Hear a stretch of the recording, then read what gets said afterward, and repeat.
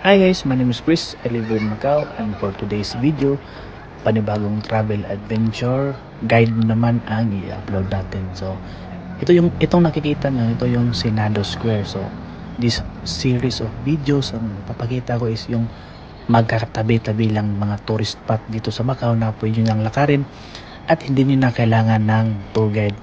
Maganda ito sa mga gustong mag-DIY sapagkat ito yung travel guide na pwede sa inyo. So, umpisahan na natin.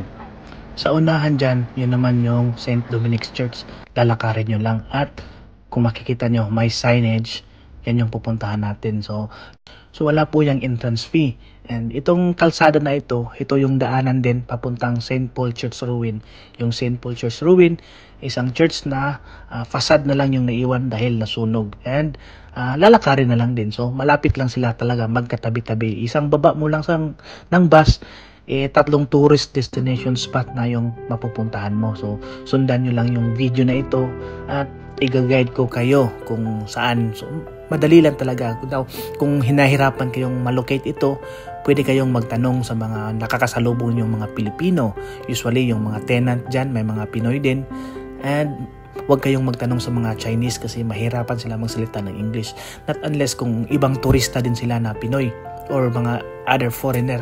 At dahil nakakapag-usap kayo, ito lang yung tatandaan nyo, yung mga signings na nakalagay sa kanila is yung ganitong kulay at ganitong struktura, may direction at dyan yung arrow yung susundin nyo. So itong video na ito ay papunta ito St. Paul Church Ruin. So hindi ko na ito i-fast forward dahil marami pa akong sasabihin. Sa gilid-gilid may mabibili kang mga souvenir shops. Mura lang yan dyan compare sa papasok mo sa casino.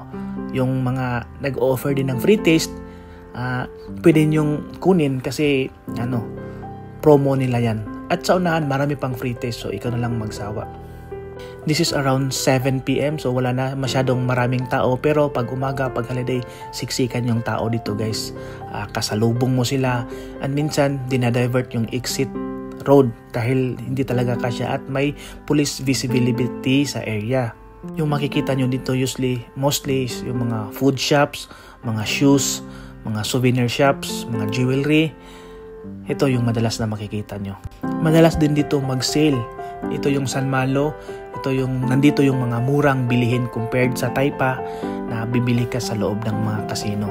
So ito yung maliit na eskinita. Ito yung daan papunta doon pag-akyat papuntang St. Paul Church Ruin. At kahit gabi, makikita nyo siya sapagkat may ilawan siya.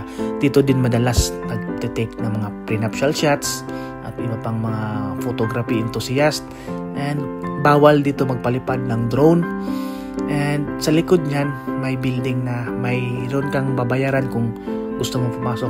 Murag part ng history ng church, parang museum nila. Pero meron din naman na libre, walang bayad. So hanggang 5 PM lang guys. Kung gusto nyo makapasok doon sa likod, pumunta kayo ng mas maaga. So pangalawang free taste na ako.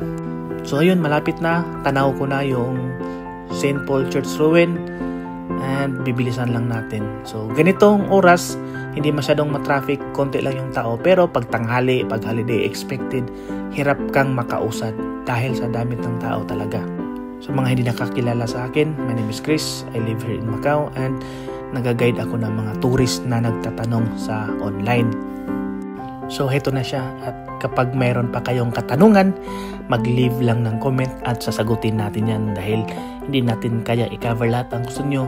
So I will personally answer your inquiry ng libre. So ito yung makita nyo, yung St. Paul Church Ruin. Medyo may kadiliman na. So maganda. Thank you for watching and sana i-subscribe nyo rin yung TikTok account na ito dahil baka makatulong ako sa inyo at ma-guide ko kayo. Peace! Bye-bye! See you on our next episode.